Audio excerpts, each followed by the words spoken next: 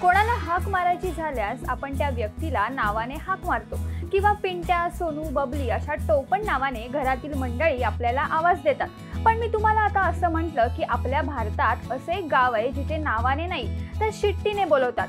तर हो, हे खरं आहे। आपला देश विविधतेने नटलेला देश आहे, जिथे प्रत्येक कोपऱ्यात काहीतरी अनोखं आणि रंजक नक्कीच आढळतं। मेघालयातील कोंगथोंग गावची कथाही अशीच काहीशी वेगळी आहे। या गावचं वैशिष्ट्य म्हणजे येथील लोक एकमेकांना नावाने नाही तर शिट्टी वाजवण्याच्या विशिष्ट धूनने हाक मारतात। ही येथील आगळी वेगळी परंपरा सांगण्यात येते। चला तर मग जाणून घेऊयात आजच्या अजब गजब मध्ये या अनोख्या गावची कहाणी।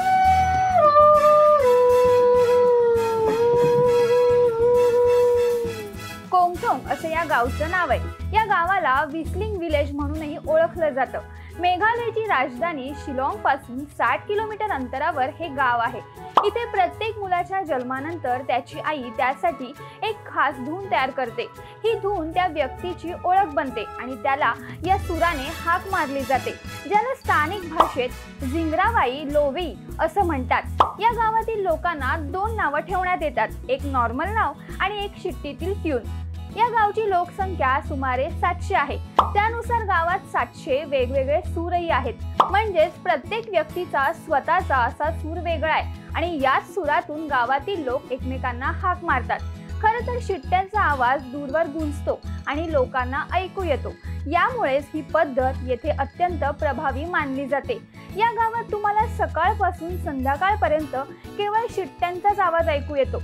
कोंगथोंगची ही परंपरा शेकडो वर्ष जुनी आहे, पण ही परंपरा सुरू झाली कशी तेही सांगते। येथील लोक या परंपरेविषयी सांगतात की गुंडांपासून वाचण्यासाठी एका व्यक्तीने विविध आवाज देऊन आपल्या मित्रांना बोलावलं। तेव्हापासूनच ही परंपरा कोंगथोंगमध्ये सुरू झाली असं बोललं जातं।